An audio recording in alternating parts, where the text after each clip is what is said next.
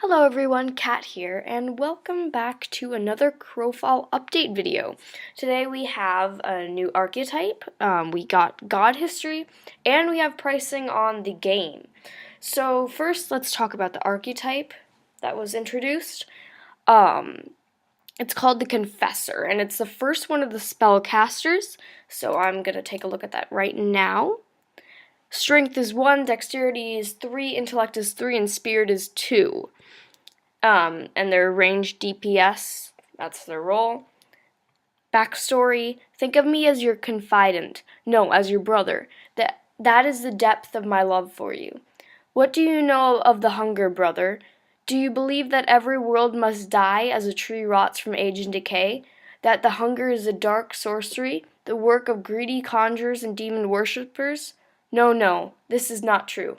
The hunger is the embodiment of ordinary sin: envy, hatred, greed, lust. Ordinary sin that corrupts the heart of ordinary men no different than you, men who live in darkness and hide from Mother Church. This is my service and penance. Seek out the shadow, expose it to the flame of truth, and drag the sinful back into the light. Will you not admit your failings? Your village is aflame, your family is gone. Your lies benefit no one. Speak now, brother. I can make the pain stop. Tell me of your sins. So obviously, these guys, guy and girl, seem to be quite religious. And that's kind of interesting because it did say they had a different view of how hunger was. So I'm going to show you the art. So that's the male confessor. And then here's the female confessor. So now we are going to go to War of the Gods, and this is the new, the history and creation, apparently. And it says, Book of Creation, Chapter 2, 5 to 26. For he shall be known as the oldest of the gods, all-father of the heavens, and he who sang the universe into being.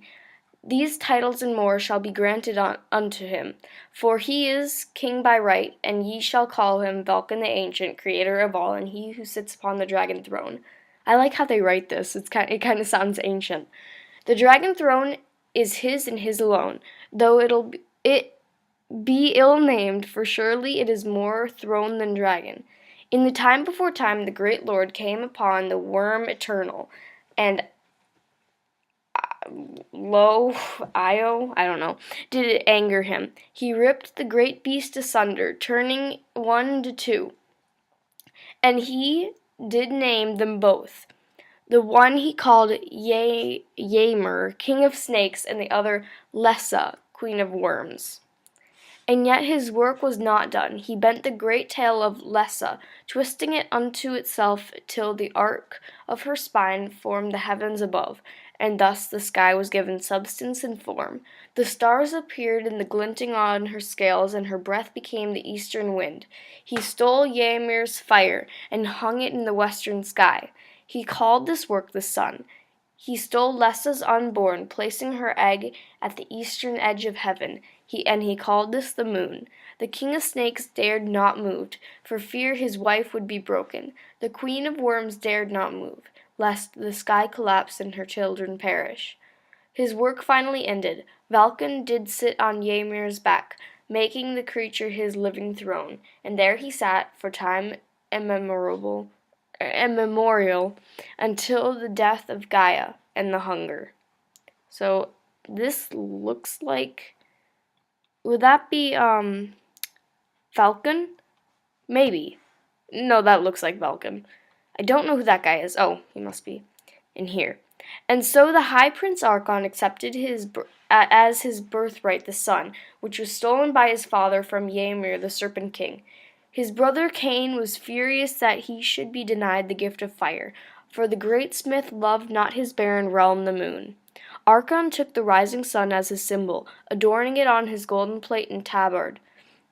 He took Gaia for his wife at his father's insistence, and she bore him the race of men. The children of Archon and Gaia did multiply beneath the arc, and the flickering light of civilization took root in the shadow of Laessa. The last of their issue was the race of Elkin, and Prince Diarion and the Sky Hunter the first of his kind. For many years there was peace and union was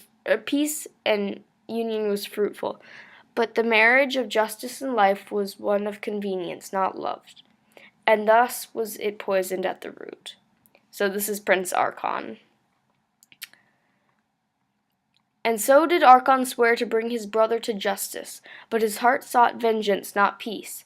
With bitterness and anger he took up the great sword Retribution and swore that this crime would not go unanswered. The High Prince cried across the heavens to his twin, oh my goodness, as thou hast shamed me, so shall ye be shamed. And he challenged Prince Cain to a duel by light of first morning. The younger Prince Cain did weep, for the loss of his brother was almost as great as the loss of his life, and the shame fell heavy on his great shoulders.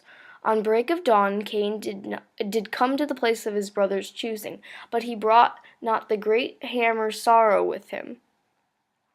The first bird of morning did witness his arrival, and said unto him, Why do you come thus unarmed to the house of your father?